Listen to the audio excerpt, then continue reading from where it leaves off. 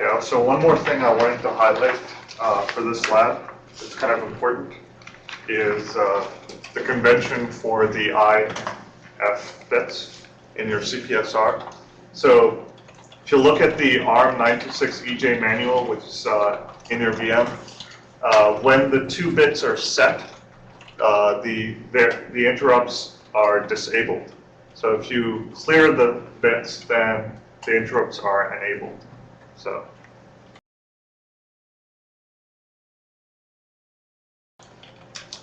I also wanted to clarify one more thing. Let's see here.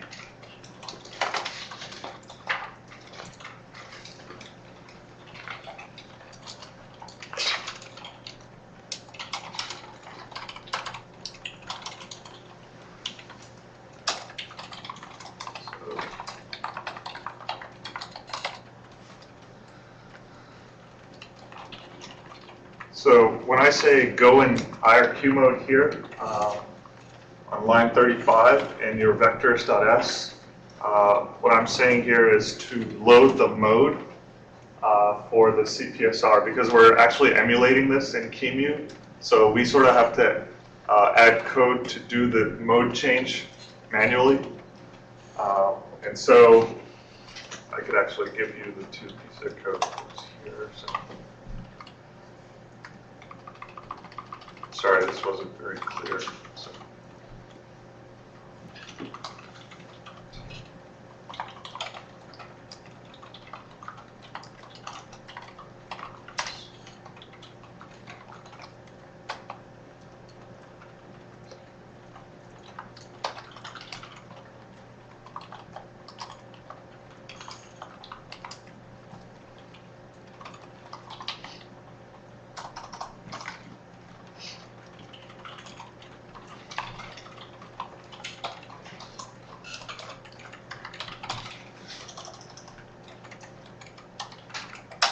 So for go in IRQ mode, I have 2 instructions. One where I mask out the mode bits, essentially, to I clear them to 0.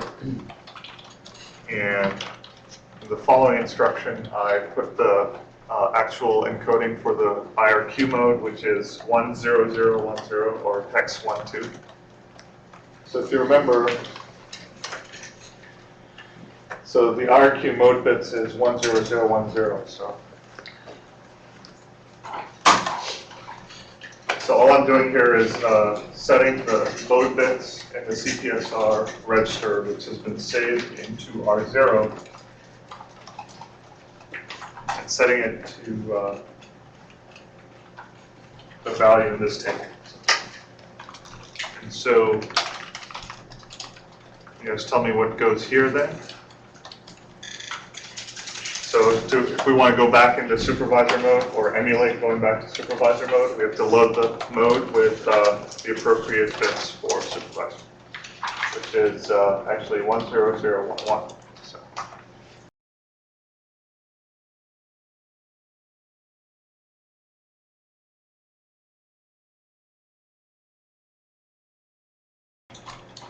So sort of what happens here is, since we're emulating this in QEMU, the base address for the vector table isn't actually at 0, because QEMU starts running code at a fixed offset address.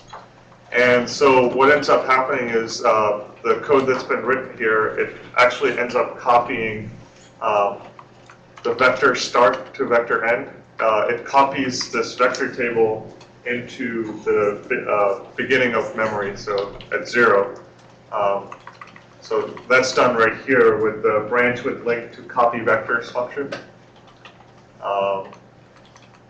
And the copy vectors function is actually defined in inter.c. So go here. So copy vectors takes vector start and end, and you see it copies it to destination 0, and then it just starts copying all the entries in the vector table. And all the interrupt handlers are actually defined in this C file. And the one that we're trying to emulate is the IRQ for the serial UART driver. So essentially this lab expects that all the characters that are input from the keyboard are going to be put into UART0DR, which is the data register. And it's actually offset by 0 from this base address. And this was actually provided in the ARM926 manual references. So if you go there, they have a prime cell UART manual, which actually goes through how the UART device works. But suffice it to say, this is an example of the memory mapped I/O that I've been talking about. You can access these hardware peripherals just using memory addresses and just reading it directly from memory. If you notice, there's the volatile keyword being used to define this register. All that means is the memory contents will keep changing, and it's just a warning to the actual OS that's running this to say that that register value can change. And so, and since it is a serial driver and we're emulating it, it has to be defined as volatile. So once you have that data in that register, all you have to do is read it. And so you can, so since we're trying to do something interesting here, we want to see whatever character we input from our keyboard get output after adding 1 to it. So all you do is you take the UART0DR and add 1 and reassign it back to UART-DR, just like Dave said. So. And once that's done, the other part that we had to modify was vectors.s. So this actually defines part of our handler. So this is an example of mixed assembly in C code. You can have some vector interrupt handlers defined in C and some of them defined in the assembly code. You can actually, if you go into enter.c, you can see that some of these variables are defined with the extern keyword. So what that means is these are defined external to the C file. And so if you remember, vector start and end was defined in the assembly file that we had seen. So the way to mix, to reference assembly code in C is you just define it as external. And when the linker comes across these symbols, it links these variables to the one in the assembly object file. So. Right. So in vectors.s, the solution is actually located in your on the host. Actually, if you go to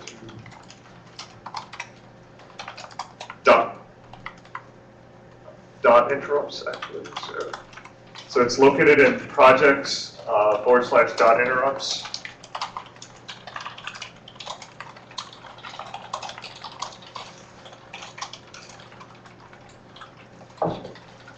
So what's happening here is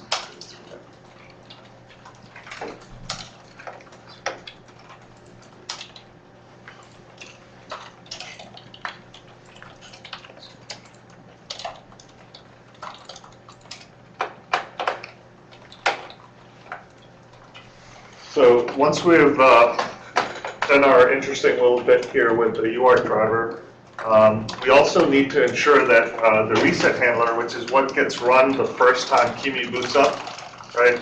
If you remember, power on ARM always executes the reset handler, and when you enter a reset, you're put into supervisor mode. So you need to set up the supervisor stack, and this is actually kind of defined in the memory map in your linker script, which is the inter.ld. And it kind of defines where the stack should be put in memory and all those other information. And then it actually makes a call to copy vectors to relocate the vector table in QEMU from wherever it's put in the binary to 0. And once that's done, we actually want to go into IRQ mode and start up our serial driver. So in order to do that, we first have to get the mode from the CPSR and all the contents of the CPSR, put it into R0. We'll treat R0 as our temp variable here. And once we've copied the CPSR, I gave you these 2 lines of code, which essentially sets the mode bits to IRQ mode. And at that point, you're actually emulating switching to IRQ mode, right? Once you've done that, you have to copy the R1, the modified mode bits, back into CPSR.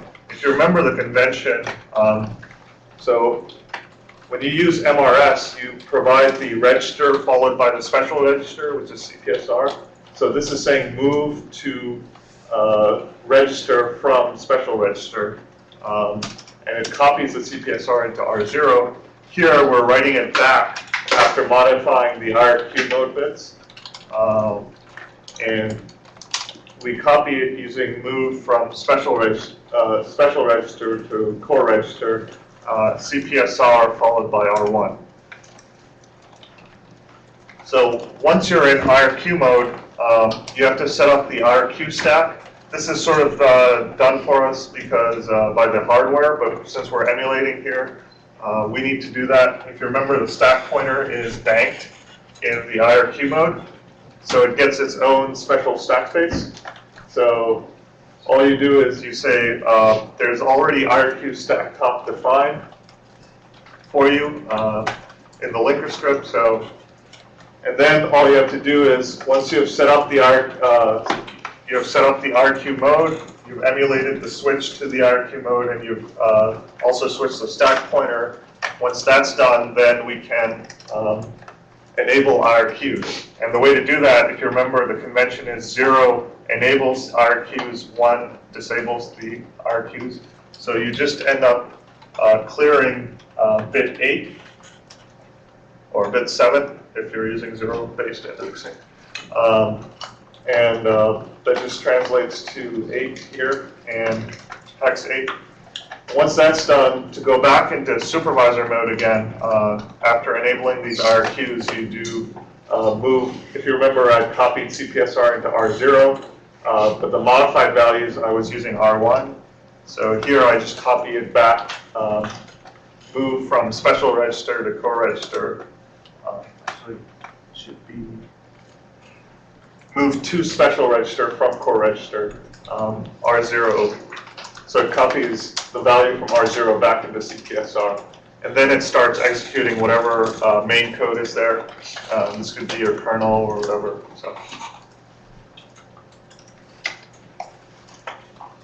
So once you do this, you should be able to actually run it and see the output characters. So this is the kind of work it takes to put an emulator together for bare metal. So we wouldn't have had to do all these things for a actual bare metal hardware, right? It sort of does this for us, but this should give you an idea of how sort of the vector tables work and how the mode changes happen, things like that. So, are there any questions? Oh, so are you looking at the QEMU screen? Yeah. Yeah, don't look at the QEMU, look at the host. Okay. So the bare metal actually doesn't have any I/O. So it's actually outputting to the host terminal screen. So if you start typing, you should start seeing output. Sorry if I didn't mention. Yeah. So first, you run build and start running the build. And you have to escape the focus from QEMU, which sort of grabs your focus, hit Alt-Control, go back to the host terminal here. And if you type A, you'll start getting a B out. It's just adding 1. If you type C, you'll get a D out. Yeah, you have to sort of ignore the QEMU screen. So.